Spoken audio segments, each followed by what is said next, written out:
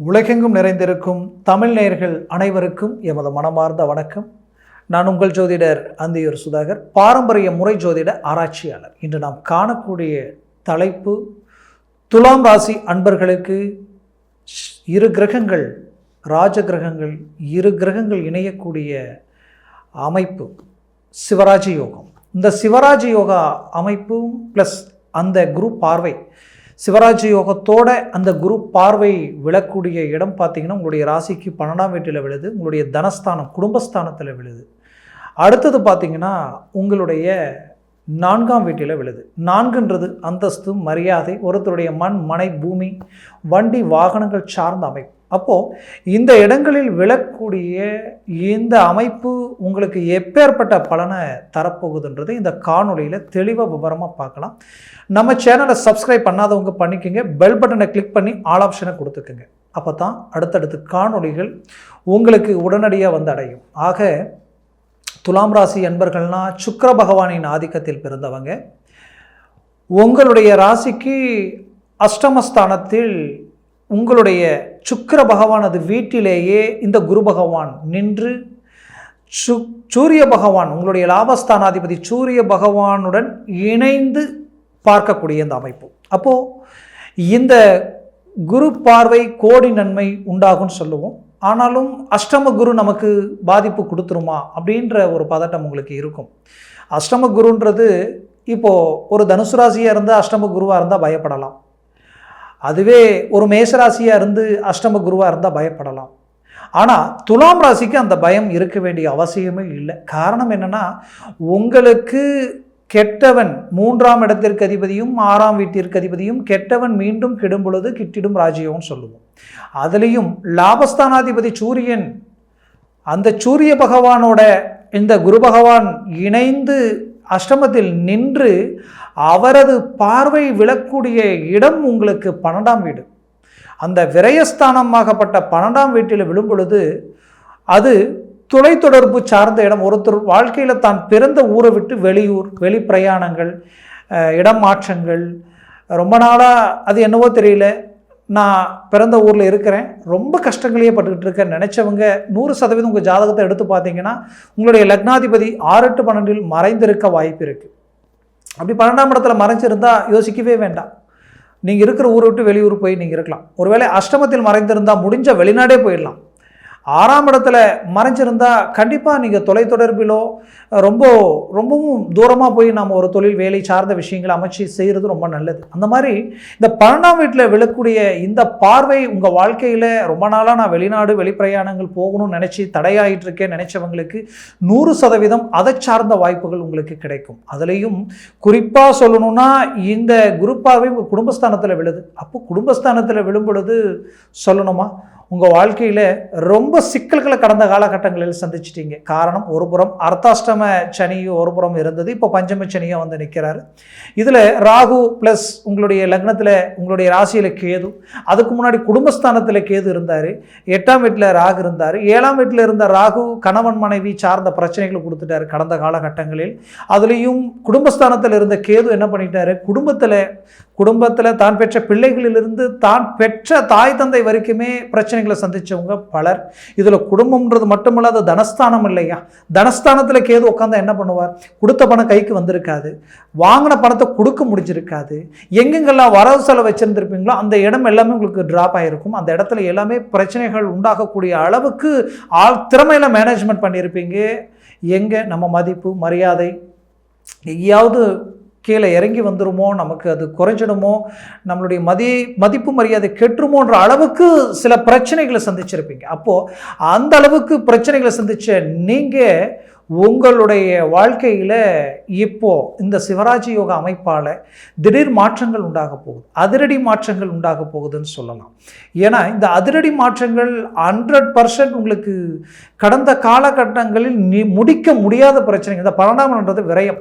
ஒரு வேலையை நீங்கள் ஆரம்பித்து அந்த வேலையை முடிக்க முடியாமல், அந்த காலங்கள் முடிக்க முடியாமல் ஃபெயிலியர் ஆகுதுன்னா அதுதான் விரயம், அந்த கால விரயம் சொல்லுவோம். இத்தனை நாட்கள் இதுக்காக எடுத்தேன், இந்த காலம் எல்லாமே நான் எடுத்த முயற்சிகள் எல்லாமே கடைசியில் அது ஃபெயிலியர் ஆனதுனால கால விரயங்கள் ஆயிடுச்சுன்னு சொல்லுவோம். அந்த கால விரயத்தினால கடந்த காலகட்டங்களில் செய்ய முடியாத வேலைகளும் தொழில் ரீதியில் போட்ட எஸ்டிமேட்டும் போட்டு செய்த வேலைப்பாடுகளும் எதுவுமே சக்ஸஸ் அடையலை, எல்லாமே ஃபெயிலியர் அப்படின்னு நினச்சி அதனால் பல்வேறு வித நஷ்டங்களை நான் அடைஞ்சிட்டேன்னு நினச்ச உங்களுக்கு அந்த கால விரயங்கள் ஆன ஒரு விஷயத்தை இந்த சிவராஜ யோகா அமைப்பால் உங்களுக்கு விரயஸ்தானத்தை பார்க்கக்கூடிய குருவால் மீண்டும் அந்த விஷயங்கள் எல்லாமே உங்களுக்கு கைக்கூடி வரப்போகுது. எதெல்லாம் பிரேக் ஆகி நின்னதோ ஒன்றும் இல்லை, ஒரு ரியல் எஸ்டேட் ஒரு பெரிய லெவலில் பூமி வாங்கினீங்க, பிளாட் போட்டு அப்ரூவ்ட் வாங்கி எல்லாத்தையும் முடிக்கிற நேரத்தில் ஏதோ ஒரு விஷயத்தினால ட்ராப் ஆகிடுச்சு, அதை அடுத்து கொண்டு போக முடியல. இல்லை நான் பிளாட்டும் போட்டாச்சு அப்ரூவ்டும் வாங்கியாச்சு, வைக்கக்கூடிய அந்த விலைக்கேற்ற கஸ்டமர் எனக்கு வரலை, அதை வைக்க முடியல, அந்த பணத்தை எடுக்க முடியாததுனால போட்ட பணம் கடன் வாங்கி போட்டு இப்போ அதுக்கு வட்டி கட்ட முடியாத அளவுக்கு சிக்கலில் மாட்டிட்டு முழிக்கிறேன்.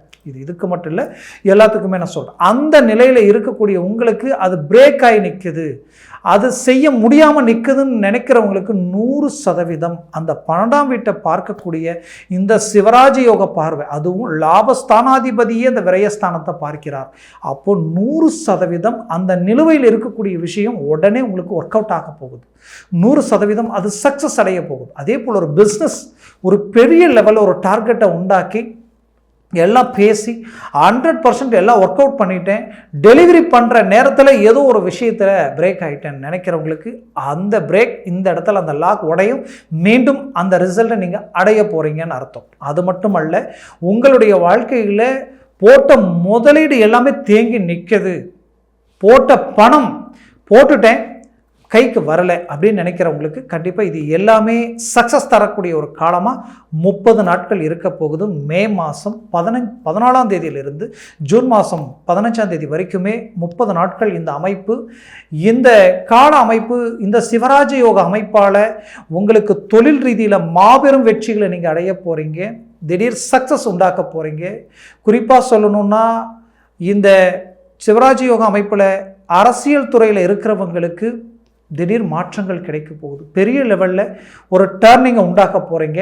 அடுத்தது பார்த்தீங்கன்னா அதுலேயும் அரசு உத்தியோகத்தில் இருக்கிறவங்களுக்கு மாபெரும் வெற்றிகள் கிடைக்க போகுது. அந்த மாபெரும் வெற்றிகள்ன்றது பார்த்தீங்கன்னா உங்களுடைய வாழ்க்கையில் குறிப்பாக அந்த ப்ரமோஷன் மட்டும் அல்லாமல் பெரிய லெவலில் மற்றவங்க உங்களை பார்த்து பாராட்டக்கூடிய அளவுக்கு இருக்கும்.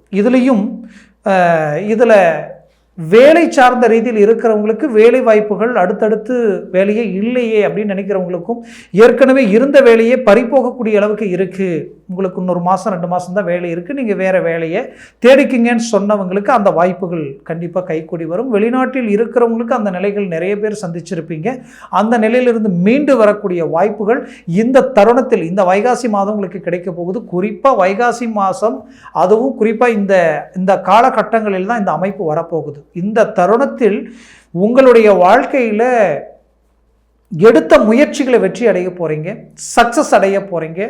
குறிப்பாக குடும்பஸ்தானத்தை டைரெக்டாக 180 டிகிரியில் இந்த அமைப்பு பார்க்கறதுனால ஏற்கனவே கணவன் மனைவிக்குள்ளே இருக்கக்கூடிய பிரச்சனைகள் நீங்க போகுது.